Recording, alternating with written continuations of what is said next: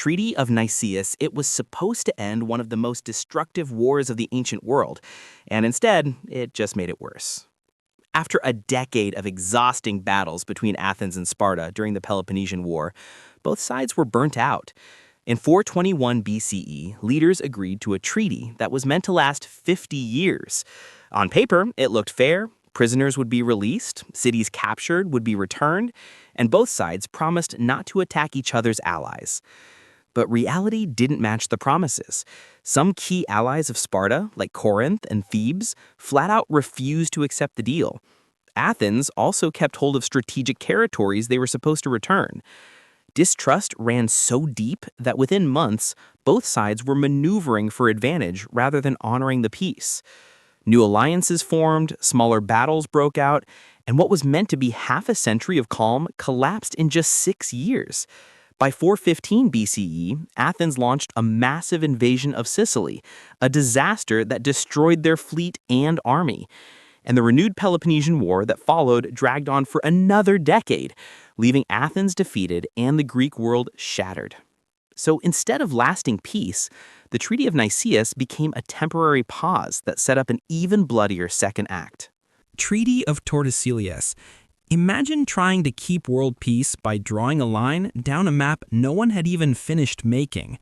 That's the Treaty of Tordesillas. In 1494, just 2 years after Columbus's first voyage, Spain and Portugal were worried about fighting each other over new lands across the Atlantic. So, with the blessing of the Pope, they drew a line through the globe. Everything to the west went to Spain, everything to the east to Portugal. It seemed like a clever way to prevent war, but there were problems from the start. First, nobody actually knew how big the world was or what lay beyond. The line they drew ended up handing Brazil to Portugal by accident, plus parts of Africa and Asia. Even worse, the treaty completely ignored the millions of indigenous people already living in these regions, treating their homes as empty prizes. Spain and Portugal briefly avoided clashing with each other, but the rest of Europe never recognized the deal. England, France, and the Dutch rejected it outright, setting up their own colonies and sparking centuries of conflict on sea and land. Instead of creating stability, the treaty lit the fuse for global imperial rivalry. Its legacy wasn't peace, it was centuries of colonial wars, forced conversions, and exploitation on almost every continent. Treaty of Madrid is a perfect example of how borders drawn on paper can explode into bloodshed on the ground. By the mid-1700s, Spain and Portugal were clashing over vague claims in South America. The old Treaty of Tordesillas line no longer matched reality because settlers and Jesuit missions had pushed far beyond it. So in 1750, both empires agreed to redraw the map. Spain gave up parts of modern-day Brazil, while Portugal ceded territory elsewhere. It looked like a win for diplomacy. But no one asked the people actually living there, the Guaraní. For centuries, Jesuit missionaries had organized these communities into settlements across the disputed lands. The new treaty ordered them to abandon their homes and move into Spanish territory. The Guaraní refused. They resisted Portuguese occupation, and when imperial troops arrived, violence broke out. This turned into the Guaraní War of 1754 to 1756, where thousands of indigenous people were slaughtered by joint Spanish-Portuguese forces. The tragedy left the treaty in ruins. Within decades, Madrid's terms were abandoned because the bloodshed made stable borders impossible. Instead of rational peace, it left devastation, broken trust, and a reminder that top-down treaties fail when they erase the people most affected. Congress of Vienna settlement in 1815 promised lasting European peace. What it really did was press pause and bottle up pressure for future explosions. After Napoleon's defeat, Europe needed stability. Monarchs and ministers met in Vienna to restore the old order. They redrew borders, restored thrones, and created a balance of power to check France. On paper, it seemed brilliant. Austria got stronger in Central Europe, Prussia gained land, Russia expanded in Poland, and Britain secured colonies. The continent looked neatly arranged for peace. But here's the flaw. The settlement ignored two huge forces rising across Europe: liberalism and nationalism. Italians, Germans, Poles, and Hungarians wanted independence and self-government. Instead, Vienna stuffed them back under monarchies, saying peace mattered more than freedom. The result? Suppressed anger boiled for decades. Secret societies grew, revolts flared, and in 1848, 1/3 of Europe exploded in simultaneous uprisings. None succeeded long-term, but the cycle of repression versus revolution turned Europe unstable. And because Vienna's system never solved the root issues, rivalries and nationalism only grew stronger. In the long run, many historians see its rigid balance of power as one of the building blocks that led to World War I a century later. So peace was achieved, but only by pressing down the lid on a simmering pot. And eventually, it boiled over. Treaty of Guadalupe Hidalgo. It has ended one war, but planted the seeds for another closer to home. Signed in 1848, this treaty ended the Mexican-American War, a conflict sparked by the U.S. annexation of Texas and disputes over the border. On paper, the deal looked decisive. Mexico ceded over half its territory, including present-day California, Arizona, New Mexico, Utah, and Nevada, for $15 million. The Rio Grande became the official border, and peace was declared. But the cost was enormous. For Mexico, the treaty was a national humiliation. Losing such vast land shattered its pride and political stability. For decades, resentment toward the U.S. festered. Meanwhile, the United States suddenly had a massive new problem on its hands. What to do with all that territory? Should slavery expand westward or be blocked? That question split the nation, turning every new state application into a bitter debate. California's admission as a free state, the Kansas-Nebraska Act, and the Dred Scott decision all trace back to this land grab. So while Mexico lost half its country, the U.S. gained the ingredients for an internal disaster. Less than 15 years later, these arguments helped explode into the Civil War, the bloodiest conflict in American history. Peace in 1848 was really just a trade for even bigger wars to come. Treaty of Frankfurt. Sometimes winning too much can guarantee enemies for life, and that's exactly what happened with the Treaty of Frankfurt. In 1871, the Franco-Prussian War ended in Germany's stunning victory over France. At Versailles, ironically not for the last time, Prussia declared the new German Empire. The peace treaty forced France to pay huge reparations, allowed German occupation until they were paid, and most famously, cede Alsace-Lorraine, a wealthy border region with industry and pride. For France, this was devastation. National humiliation burned deep. French leaders admitted defeat, but ordinary citizens swore never to accept it. A powerful movement of revenge called revanchism became part of French politics and culture. For Germany, the treaty seemed like a triumph, money, land, and prestige, but it actually locked them into a future conflict they didn't yet see. Every schoolchild in France grew up hearing about Alsace-Lorraine, and every politician promised it would be reclaimed one day. So, while the Treaty of Frankfurt did bring short peace, it's better remembered as the treaty that made France and Germany bitter blood rivals. That hatred became one of the direct engines powering the outbreak of World War I. 40 years later, revenge was served on a global scale. Treaty of Portsmouth. It also ended one war, but plunged both nations into deeper crisis.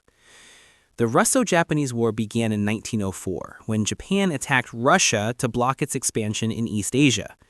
Surprisingly, tiny Japan shattered the myth of European invincibility by defeating the massive Russian Navy and army. By 1905, both sides were exhausted.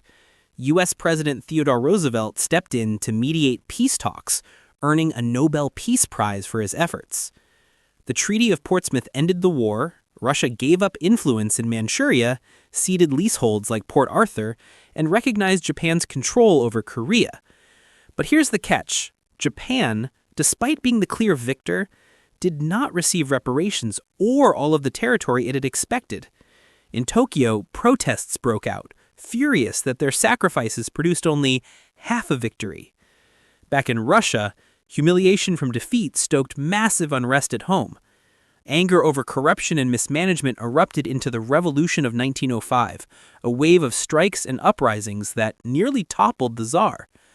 Though crushed, it left scars that resurfaced in 1917. So instead of stabilizing Asia, Portsmouth left both nations bitter. Japan turned increasingly militaristic to secure future dominance, while Russia's cracks deepened until they exploded just a decade later. Peace, in this case, was really just the calm before two storms. Treaty of London. It is proof that secret promises can come back to haunt you. In 1915, World War I was raging, and the Allies were desperate to gain Italy's support against Austria-Hungary. Through a secret deal, Britain, France, and Russia promised Italy a long list of rewards if they entered the war. South Tyrol and Trentino from Austria, Dalmatian coastline from the Balkans, parts of the Ottoman Empire, islands from Greece, and more. On paper, Italy looked set for a territorial jackpot. Italy joined the Allies, fought brutal mountain battles against Austria, and suffered staggering casualties, over 600,000 dead by war's end. But at Versailles in 1919, Italy found much of its promised land denied. The Allies blocked Dalmatia and Ottoman territories, and Rijeka, a city they craved, wasn't even part of the agreement. The result was fury at home. Nationalists denounced the outcome as a mutilated victory. Soldiers asked why they bled for nothing, and citizens felt betrayed by both enemies and allies. That anger created fertile ground for extremist movements. Just a few years later, Benito Mussolini and the fascists rode this discontent to power, promising to restore Italy's stolen greatness. So instead of binding Italy into the Allied order, the Treaty of London ensured that Italy's post-war politics veered towards rage, instability, and dictatorship. Treaty of Brest-Litovsk. It was so harsh and short-lived, it shocked even the people who signed it. By early 1918, Russia was collapsing. The Bolsheviks had just taken power, and after years of disastrous fighting in World War I, they desperately needed out, so they signed a peace deal with Germany in the city of Brest-Litovsk. The price was staggering. Russia gave up about one-third of its population, 1 million square miles of territory, and half of its industry. Ukraine, Poland, the Baltics, Belarus, all gone. Even supporters of Lenin's regime were stunned by the scale of surrender. Critics called it a betrayal of the revolution. But Bolshevik leaders argued peace at any cost was necessary to survive. Withdrawing from the war bought them time to consolidate power. Except it also fueled the Russian Civil War, as opponents rallied under the banner that the new government had sold out the nation. And the bitter irony, just months later, Germany lost the war to the Allies, and the treaty was nullified. All those concessions, all that humiliation, erased.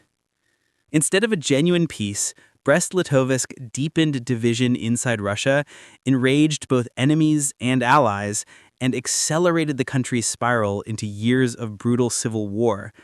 It saved the Bolsheviks in the short term, but at an enormous long-term cost. Treaty of Versailles. It is probably the most infamous example of peace setting the stage for even bigger war. After 4 years of slaughter, World War I ended in 1918. At Versailles, the Allies gathered in 1919 to make sure Germany could never threaten Europe again. The terms were brutal.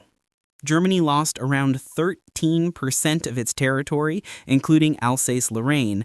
Colonies overseas were stripped, its army was capped at 100,000 men, no tanks, no air force, barely a navy, and worst of all, Germany was forced to accept war guilt and pay reparations worth hundreds of billions in today's money. On paper, this was peace through punishment, but in practice, it created mass suffering. The German economy collapsed, inflation raged, and millions faced unemployment and hunger. To ordinary Germans, it didn't feel like peace, it felt like humiliation. The treaty was nicknamed the Diktat, a dictated peace forced at gunpoint. And resentment festered. Within a decade, extremists were tapping into these wounds, promising to tear up Versailles and restore pride. Adolf Hitler used it like jet fuel for his rise to power. Less than 20 years later, Germany launched World War II, the deadliest conflict in human history. Instead of ending war, Versailles became its blueprint. Peace had never failed so catastrophically. Molotov-Ribbentrop Pact. It looked like a shocking friendship between enemies, but it was really just a time bomb.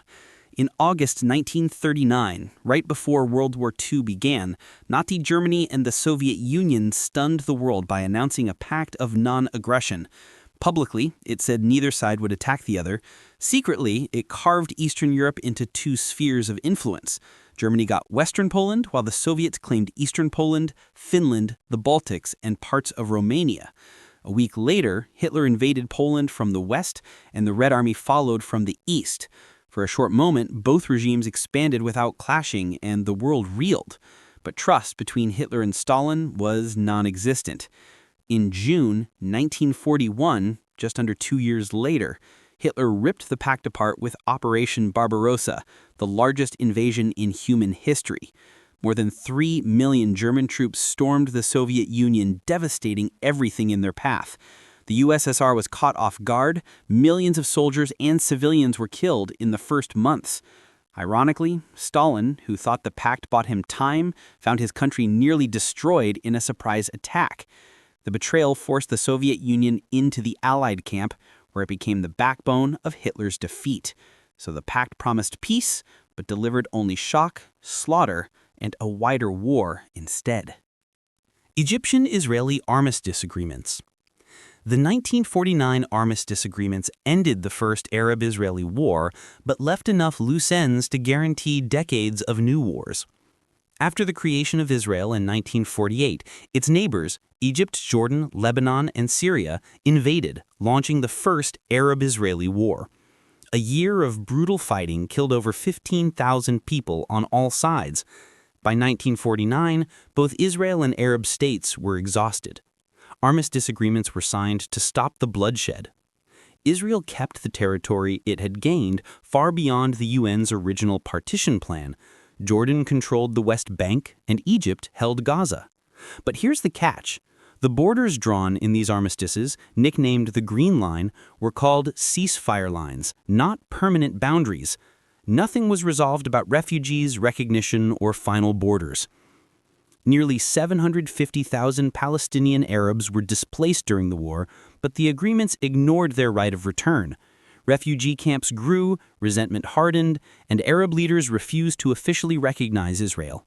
For Israelis, the agreements were survival. For Palestinians and Arab nations, they were humiliation. The result was simmering instability. Instead of true peace, the armistices institutionalized mistrust.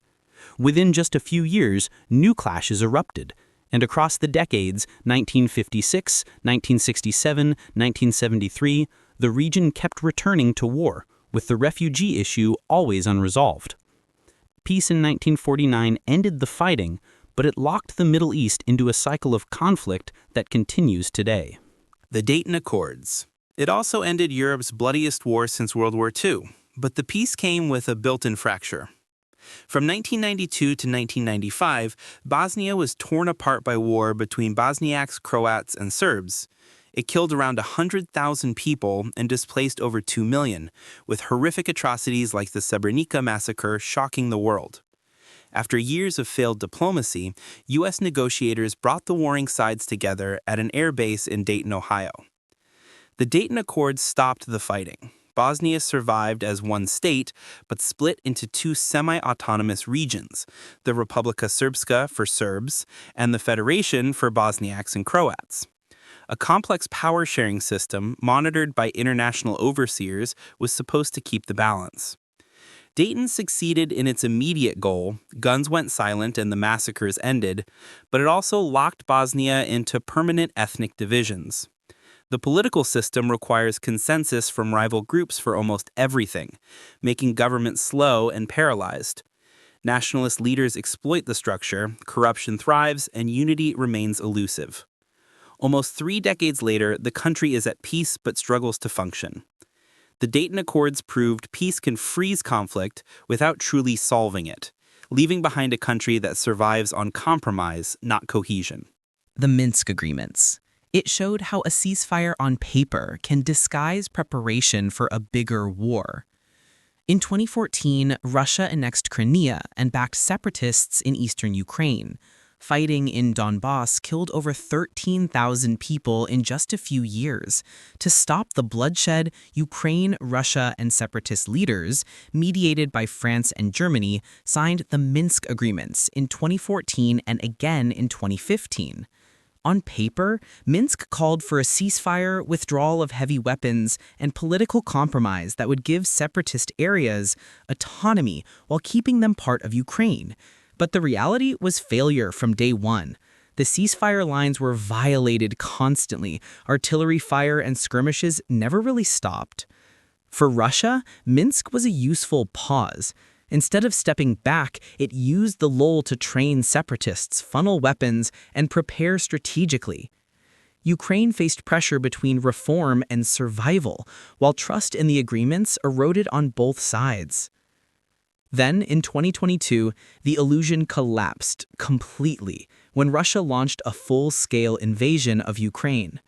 The world saw that Minsk hadn't built peace at all. It had only bought Russia time to ready for a far larger war. So the agreements meant to freeze conflict became proof that some peace deals are nothing more than loaded pauses before an explosion. Treaty of Utrecht, a treaty meant to end one war but really just queued up the next round.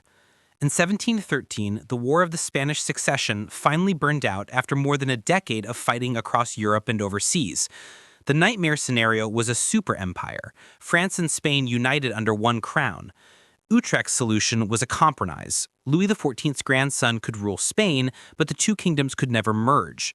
To balance things out, Britain grabbed Gibraltar and parts of Canada, Austria got lands in Italy and the Netherlands, and the map looked freshly tidy. But tidy on paper didn't equal stability. Britain and France were still rivals, Spain sulked over its losses, and colonial competition only intensified. Within a generation, Europe was back at it in new wars, culminating in the 7 Years' War, the first truly global conflict. Instead of lasting peace, Utrecht just rearranged the chessboard. Everyone kept the pieces they most wanted and made sure to fight over the rest soon after.